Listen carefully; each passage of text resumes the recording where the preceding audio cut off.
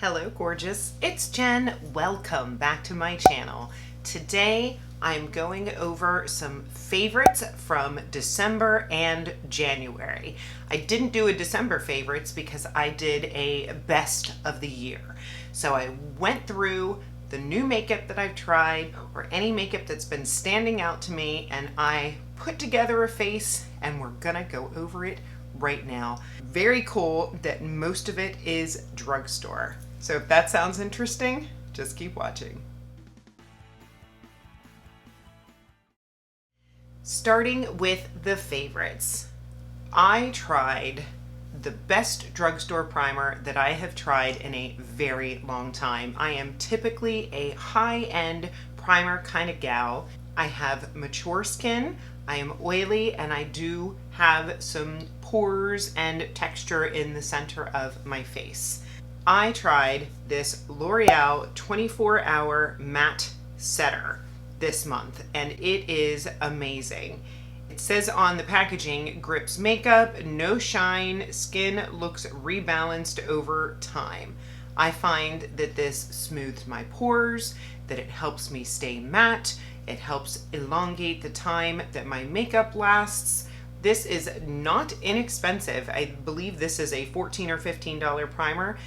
However, it is still a less expensive option than some of my high-end favorites, so this one has blown me away. I've had a hard time stopping picking this one up. For eyeshadow, my top of the year for 2022 was the Beauty Bay Dark Fantasy palette, so of course I had to try out more from Beauty Bay. I picked up 2 more palettes in, I believe it was December, and one of them was a nude palette and the other one was this neutral palette. This is newer to the market. This is a neutral leaning cool toned palette that I adore. I liked the nude as well. I just love Beauty Bay's formula. It amazes me that this can be as affordable as it is. This is less than $15, this palette. So I put this on my eyes today. I went in with this shade in the outer crease. Then I believe I went in with this shade on the outer edge, this shade on the inner edge, deepened it with the black, but very, very pretty. The shimmers have pop, the mattes are creamy.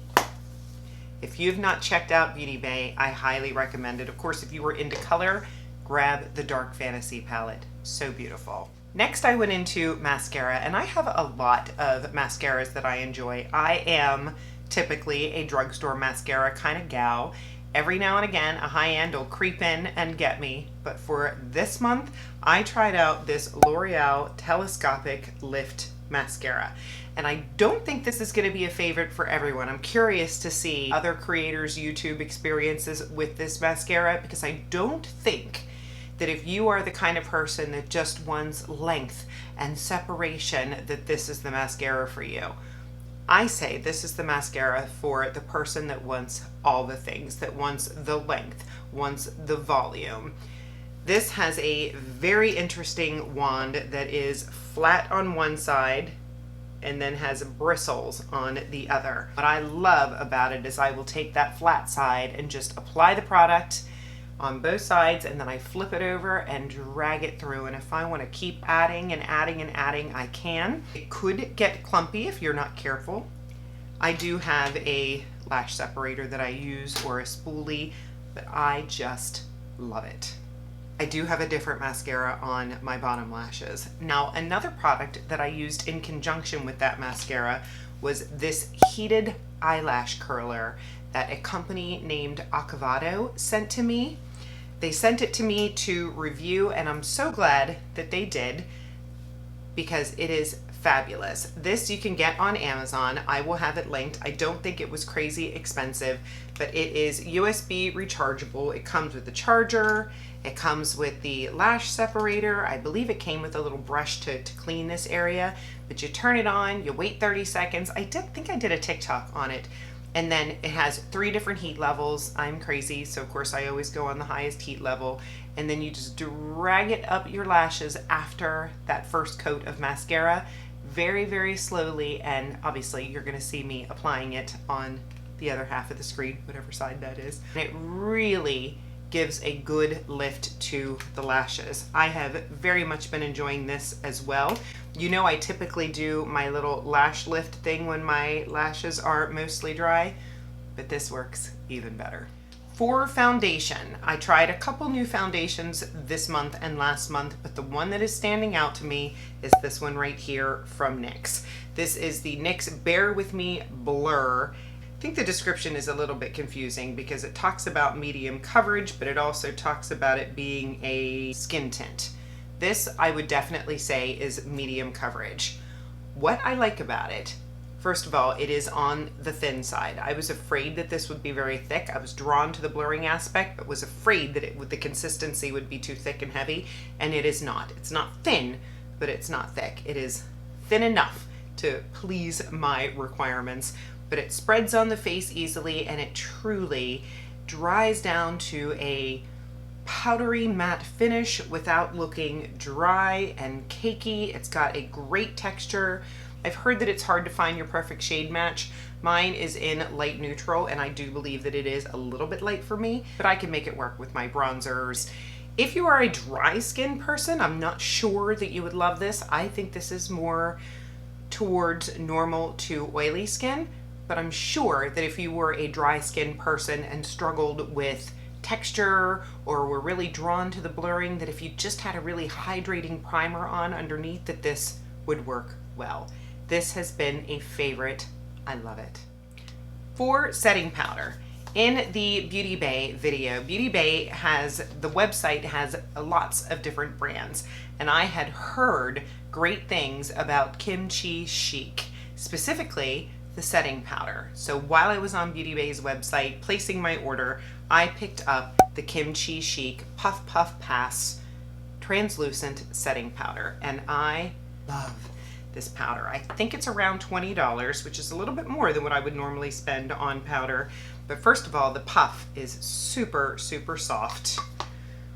It's got a little heart inside with the dots, but it is so, this has to be one of the most smoothing powders I've ever used. It is very, very lightweight. Seems to help me with my oily skin. Truly beautiful. Under the eyes, on the face. I'm so drawn to this powder. I have other powders in my Shop My Stash, and I have tried to continue using them, but what I wanted to use was this one. This, highly recommend if you want that smoothing, soft focused, beautiful powder. For bronzer, I went in with one of my favorites, the First Touch Contour from Sephora collection, just to put on a base of a cool toned bronzer. The luminous bronzers that I love. The first one that I love is the one from Hourglass, the Diffused Bronze Light. It was in my Shop My Stash.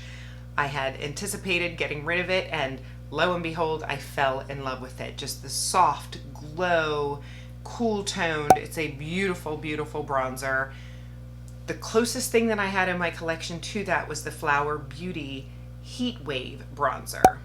But I don't know what's going on with Flower Beauty. It's getting harder and harder to locate that bronzer, so I was looking for another luminous, neutral to cool toned bronzer to replace the Flower if need be, or to have something to recommend to you. So I picked up the Ulta Beauty Baked Bronzer. This only comes in one shade, which is a little bit of a negative if you're not anywhere near my skin tone, but this is just gorgeous. I think this runs around $12.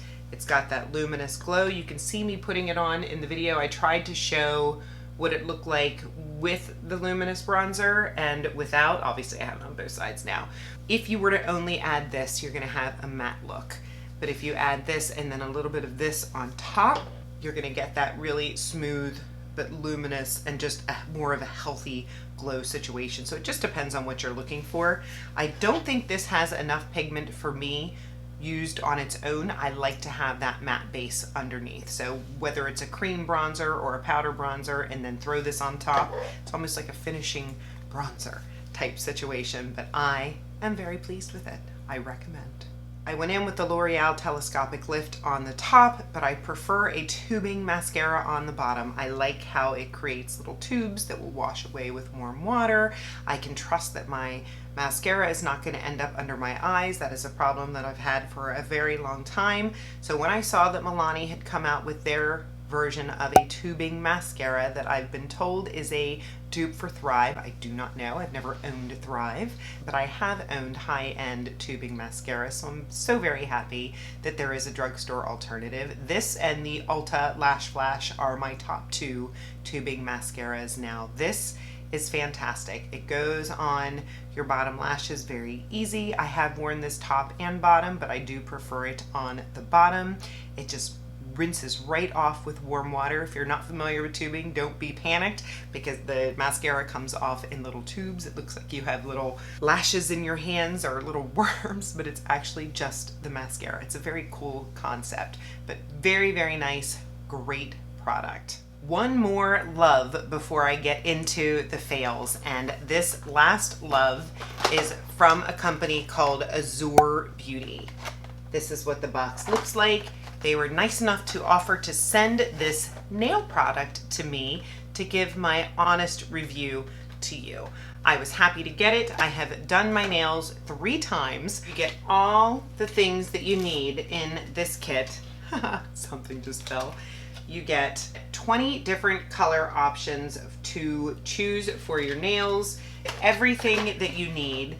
And I really appreciated the step-by-step instructions that came because I've only ever done that once. I have terrible nails.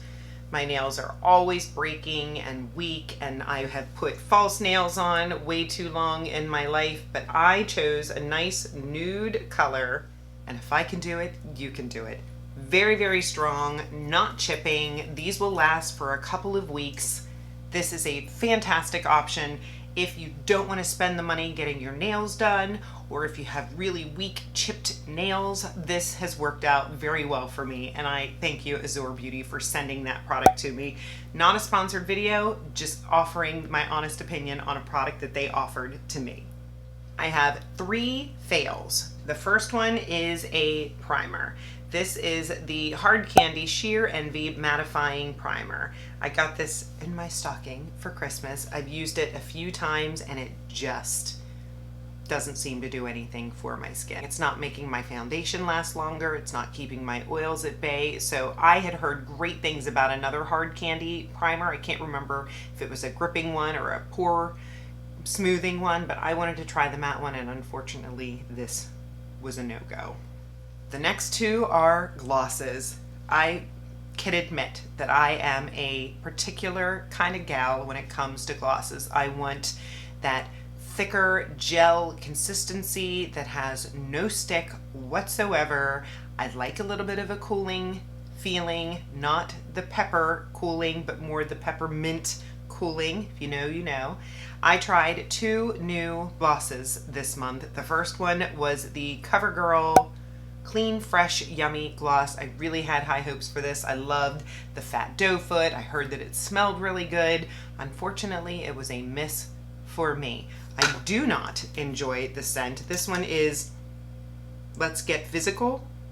It smells kind of sweet, but it also kind of smells like chemicals, and very, very sticky on the lips. I don't remember if it was cooling or not. I don't think so, but I just had that sticky, gummy feeling on my lips that I did not appreciate. So this is a fail. And the second one is such a shame because it's such a pretty gloss. This is the LA Girl Holographic Gloss Topper. This is what it looks like, and it's such a shame because it is really, really pretty. I love all the transformative colors in here. Oh, it reminds me of something that like Michaela with her Glam Light collab would have. I don't know if you can see that on camera, but there's gold and blue and green and so many different colors, but wow, it is a sticky mess. If you like a sticky gloss, you will like this. Some people like sticky because they think it lasts longer. If you can tolerate the stick, this would be really pretty, and this was really inexpensive. Today, I have my Sephora. This is the Outrageous Plump in double XL nude. This one is a tippy top favorite. It is drugstore priced because it is Sephora's in-house brand. It's got a cooling sensation. I just ordered some more from the Sephora collection. They were having a sale and I jumped on it to try some new stuff, but this one is amazing. So that completes the information that I want to share with you. I hope that you found some good recommendations. I would love to hear from you in the comments, the things that you loved in the last 2 months, the things that you did not love. If you have a skin type similar to me or have mature skin like me, I love when you share your opinions and your recommendations. Please always comment. That makes me so happy to have that conversation with you. Be sure to subscribe before you leave. I upload Mondays, Wednesdays, and Saturdays. Give the video a thumbs up, and I will see you in the next one. Have a great day.